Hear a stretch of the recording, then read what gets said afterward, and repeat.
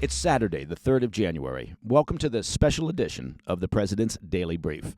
I'm Mike Baker, your eyes and ears on the world stage. And what a stage it is.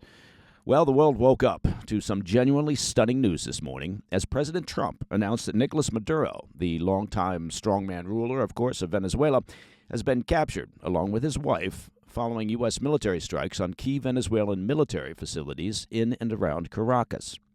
This marks one of the most extraordinary moments in modern U.S. foreign policy in recent memory, the removal of a sitting head of state through direct American military action. It harkens back to the 1989 removal of Daniel Noriega from Panama.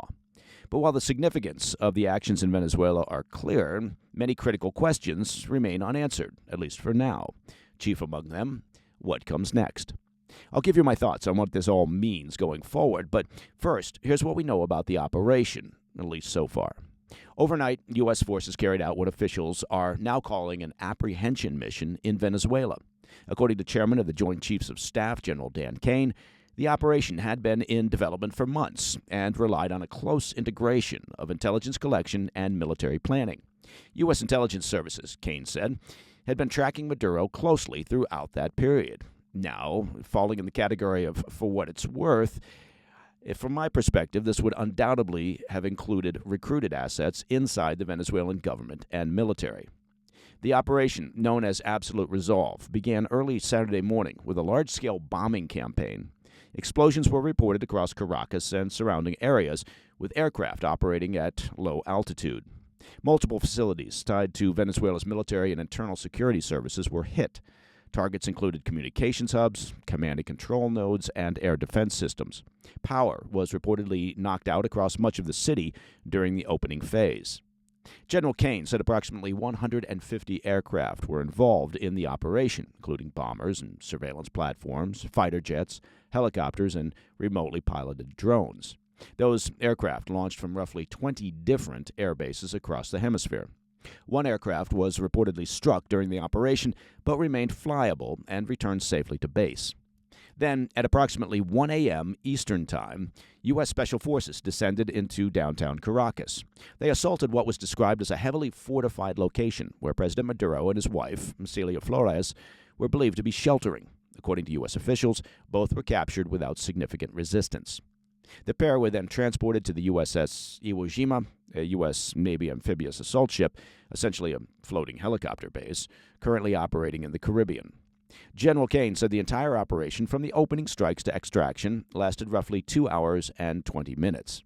Maduro and his wife are now reportedly en route to New York. U.S. Attorney General Pam Bondi announced that Maduro has been indicted on federal charges.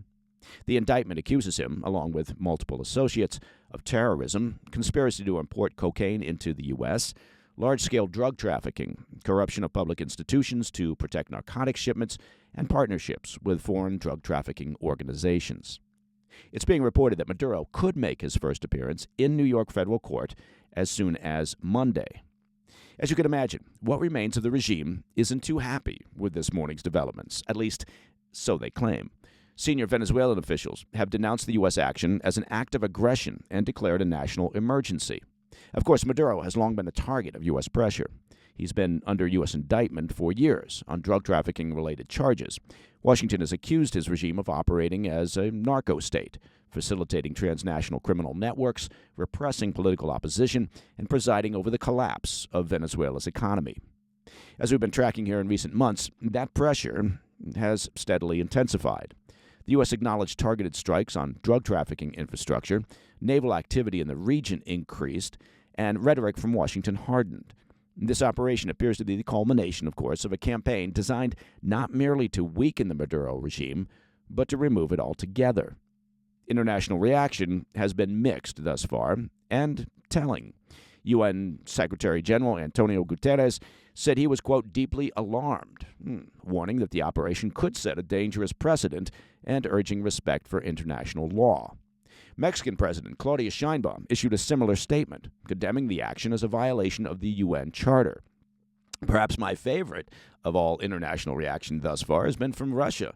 Russia's foreign ministry weighed in, posting on X with no sense of irony that the U.S. had committed what it called, quote, an act of armed aggression against Venezuela, adding that it raised deep concern and warranted condemnation. Oh, well, maybe the Russian Foreign Ministry, busy with its 4-year invasion of Ukraine, should sit this one out. But there has been support within the international community as well. Argentine President Javier Milei welcomed the news by sharing a previous video in which he denounced Maduro's government as a, quote, narco-terrorist regime and a regional threat. Milei has repeatedly urged Latin American leaders to back U.S. pressure against Caracas. He closed his post with a familiar refrain, quote, long live freedom, damn it, end quote. The damn it is a nice touch. Which brings us to the biggest question of all. What happens next? During a press conference this afternoon, President Trump offered some insight, but few specifics. He said, quote, we're going to run the country until such time as we can do a safe, proper, and judicious transition, end quote. He added that the U.S. wants liberty and justice for the people of Venezuela and for the country to be, quote, rich, independent, and safe, end quote. What the president did not outline was how the U.S. would oversee Venezuela or for how long. It remains unclear whether that would involve an extended military presence, the installation of an interim government, or some other transitional arrangement. Trump did say the administration was not afraid of deploying boots on the ground if necessary.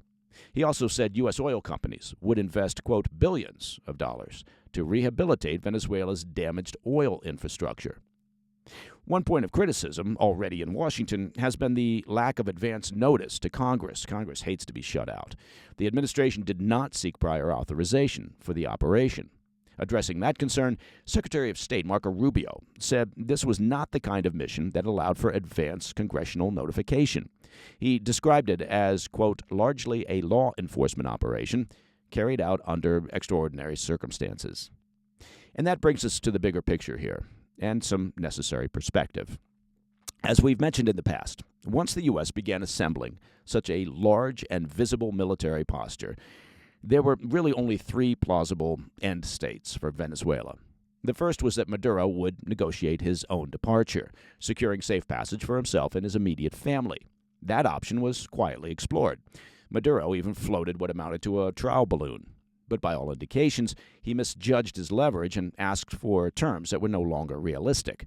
He hadn't yet grasped just how isolated and exposed he had become.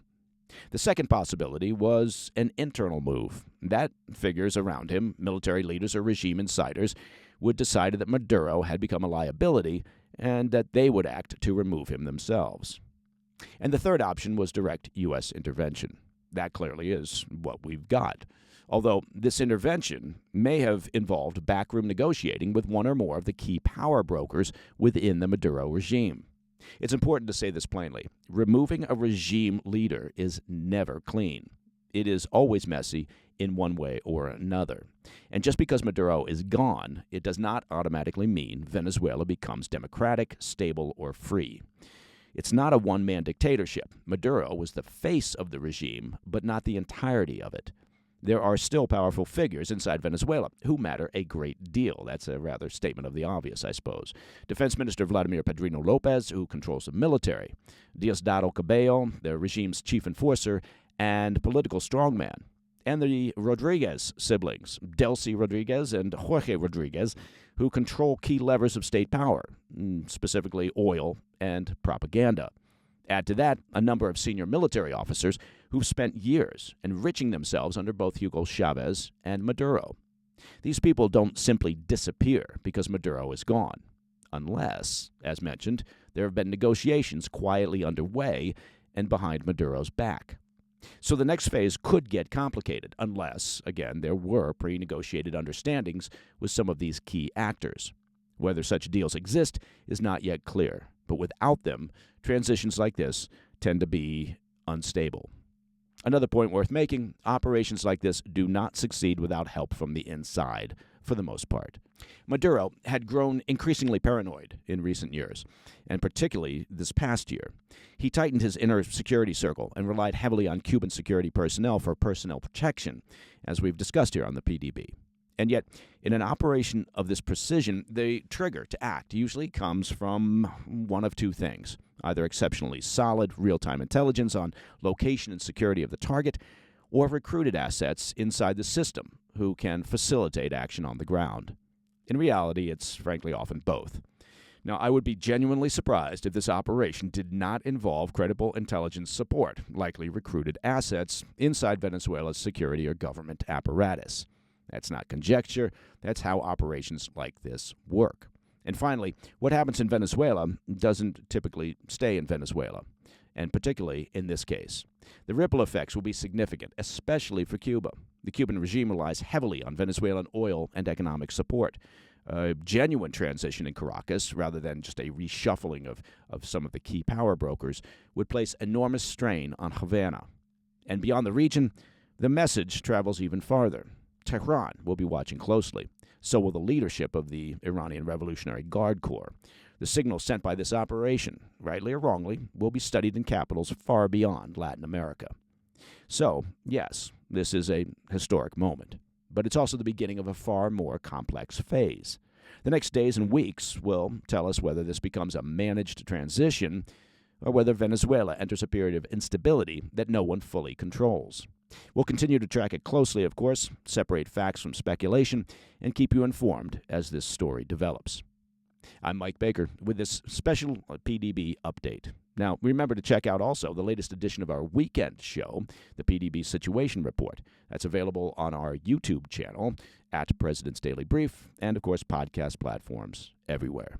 In the meantime, stay informed, stay safe, stay cool. Hey, thanks for tuning in. If you enjoyed this video, don't forget to hit that like button and leave a comment, a really positive, nice, and kind comment. That would be appreciated. And if you're not already subscribed to our channel, make sure to subscribe and turn on notifications so you don't miss any of our daily updates.